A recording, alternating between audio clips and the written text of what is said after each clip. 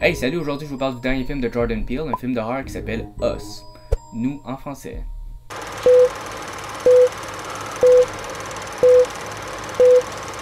Il y aura deux parties à ma vidéo, d'un côté la critique traditionnelle et de l'autre des spoilers vers la fin.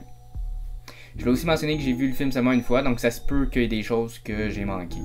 Mais en lisant quelques articles par la suite, je me suis rendu compte qu'il y a pas mal de détails que j'avais pas vus de la même manière.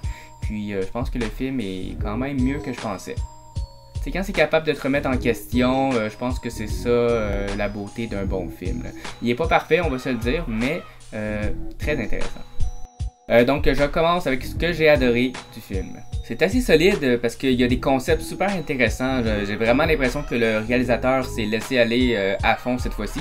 Je suis très impressionné. C'est surtout dans la symbolique qu'il y a plein de détails à voir et à revoir. J'ai quasiment envie d'y retourner juste pour ça. Visuellement, la photographie est débile, on peut déjà le constater dans les trailers. Le concept de la dualité est bien représenté. Il y a aussi plusieurs twists dans le film, là, on veut savoir où ça s'en va. Là. Les acteurs sont aussi excellents. Le personnage principal qui joue bien sûr deux rôles, comme la majorité du monde, est juste parfaite. Sérieux, je serais pas étonné de voir Lupita Nyong'o être nominée aux Oscars prochainement. Le film ne fait pas si peur que ça, pas tant de jumpscare non plus, mais c'est très creepy. Fait que ça rend mal à l'aise à certains moments. Chapeau à Jordan Peele et à toute l'équipe, bien sûr. Par contre, il y a quand même des points qui m'ont tracassé dans le film. Là. Je trouvais que ça prenait un peu de temps avant qu'il se passe de quoi, tu sais. Je trouve que 2 heures, c'est quand même un peu long. Sinon, l'autre chose qui m'a un peu déçu, c'est que j'avais l'impression que le twist était trop évident dès le début du film. Pendant l'histoire, j'ai fini par un peu l'oublier, mais ça s'est reconfirmé à plusieurs reprises. Puis pour terminer, c'est soit que j'ai mal compris quelques affaires, mais je trouvais que le film était un peu ambigu sur trop de points, ou tout simplement mal ou surexpliqué. Là, je sais que c'est un film d'horreur, mais j'avais l'impression qu'il manquait un peu de logique, surtout au niveau de la raison du pourquoi des doubles. Encore là, je crois que c'était quand même le but, afin d'avoir chacun sa propre interprétation, j'imagine. Mais à part ça, c'est vraiment un bon film. C'est à voir, là, t'sais. L'imagerie, la symbolique, il y a vraiment du bon travail derrière tout ça. Là. Il manquerait un peu de peaufinement, je pense, mais ça mérite toute l'attention qu'on peut lui accorder en ce moment-là.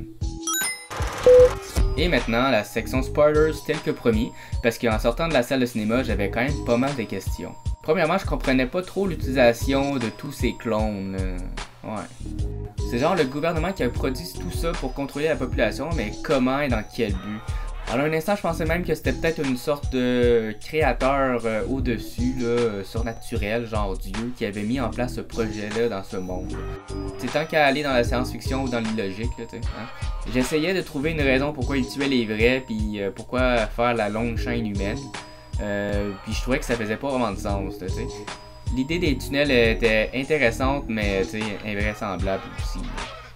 Donc pour ces raisons, je comprenais moins bien la deuxième partie du film. Mais en lisant quelques commentaires sur internet, j'ai compris que j'ai un petit peu mal interprété certaines affaires. C'est drôle parce que quand j'avais vu l'annonce l'année passée, j'avais eu l'impression que le titre Us allait peut-être avoir une signification avec US, United States. Étant donné que Jordan Peele est plus brillant qu'il en laisse croire, je trouvais que le titre était trop simple aussi. Donc c'est vraiment le concept des deux sociétés ou classes économiques qui vivent différemment. Le vrai monde qui peut vivre librement, puis les clones qui n'ont pas d'âme et qui ne peuvent pas parler. Mais le jour où l'un d'eux réussit à s'échanger avec sa copie plus prospère, tout change. La fille clone finit par vivre la vraie vie en obtenant tous les avantages alors que la vraie fille tombe dans le bas-fond du pays, littéralement. Même que j'aurais bien vu la tune This is America de Childish Gambino dans le film. Ça aurait été peut-être un peu trop in your face, là, mais elle aurait fité pareil.